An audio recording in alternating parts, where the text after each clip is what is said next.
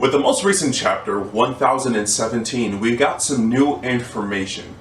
And one of the information that we end up getting within the chapter ends up being related to Who's Who and his backstory. Though we didn't get a lot of information about Who's Who, we did end up learning that Who's Who was in CP9. Now, CP9 plays a huge part of most of our memories, especially within Enies Lobby. Enies Lobby is debatably one of the best arcs within One Piece.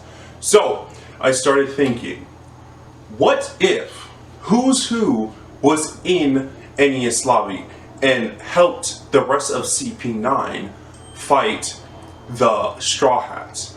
How would that end up turning out, and what would we get from those fights? But just like this what if scenario, I have another what if scenario for you. What if you subscribe to the channel and like this video? It wouldn't hurt. It would actually benefit you. You know why? Because you will be able to see more One Piece content on things that you probably haven't seen before. So go ahead, pause the video and hit that subscribe button and then come back. Anyway, let's get on to the video. Now, within this scenario, we would have to step out of the boundaries of Water 7. Water 7 is sort of a conjunction arc with Enies Lobby, but the rest of CP9 didn't assemble there. So I believe Who's Who would definitely not be a part of that undercover process. I believe they wouldn't send two big agents, Who's Who and Rob Lucci, to do this certain problem or have this certain mission. Within this scenario, I will also be changing the positioning between Rob Lucci and Who's Who.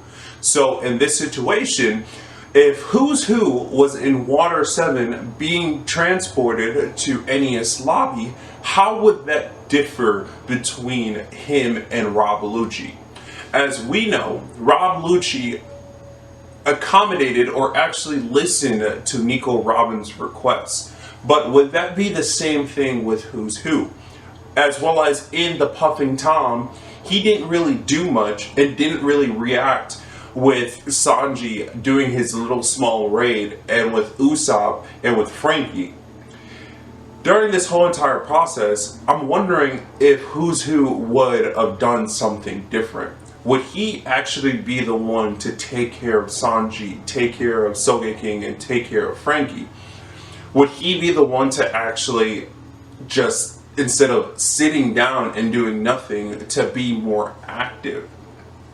Once we reach on to Enies Lobby and he's escorting Nico Robin like Rob Lucci did with Nico Robin, what would that differ as well? As we know, Luffy ended up being on the island first and causing havoc towards the world government before the rest of the fighters actually reached in Enies Lobby. Rob Lucci knew that Luffy was there, or at least he had an inkling that Luffy was there, but he didn't do anything because he wanted to see how things will turn out. Now let's say if Who's Who was in that position, would he be the one to actually be more active, to actually step into Enies Lobby and take care of everybody because he doesn't want to deal with the havoc or the possibility of what this situation could actually happen or how it would actually play out? Plus, he would probably still figure out that Luffy most likely has the Gum Gum fruit. So he would probably have a personal vendetta that he lost the Gum Gum fruit and wanted to actually get back his notoriety and his strength and his fame within the world government. So saying that, would Who's Who actually be more gung-ho and more straightforward and try to figure out how to defeat the fighters within Enies Lobby? So towards the end or towards the middle of Enies Lobby, we actually see the matchups between the Straw Hats and the people in CP9. Now, my guess is, who would the top 3 or the top 4 go against? As we know, Luffy took care of Blueno, sort of giving us a snippet of his strength and of what he could do. But in this situation, I believe that they would have to take care of not only just Blueno, but one of their top fighters. And that would have been a little bit more difficult because the top fighters back then in the Straw Hat crew were the Monster Trio, Luffy, Zoro, and Sanji. And within this fight, the 3 strongest fighters were Rob Lucci, Kaku, and Jabra. Now, how would that have shifted if Who's Who was there?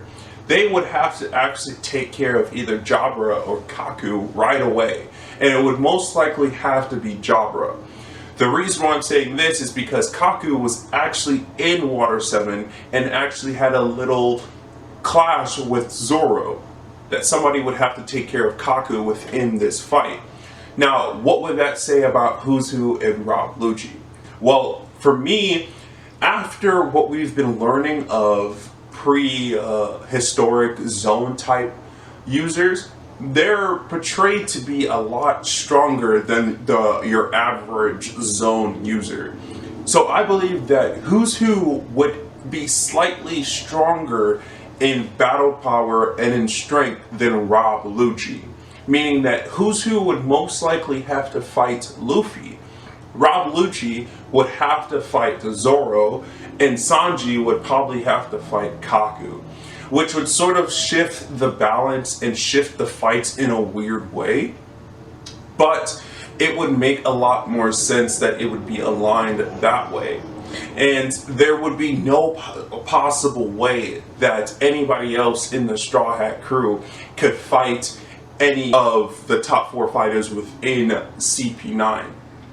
But within the story and how the story progresses, would it actually be that simple? Would it be that way towards the end where the Straw Hat crew ends up getting out of Enies Lobby alive and one dies within this arc?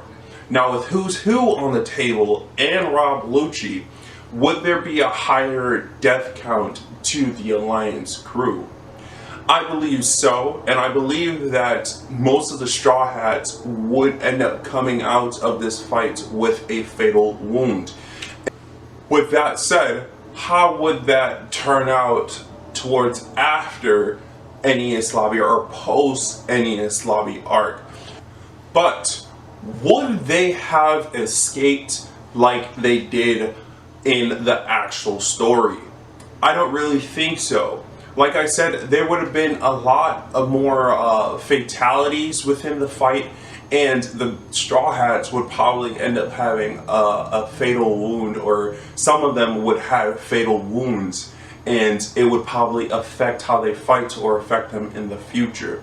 But if Who's Who was actually within the fight, within this arc, it would change the shift tremendously, because of the amount of strength that it is portrayed that he has, and the fact that he is most likely the main rival to Rob Lucci, unlike Jabra, which was at that time portrayed as the rival of Rob Lucci. But let me know what you guys think in the comments section below.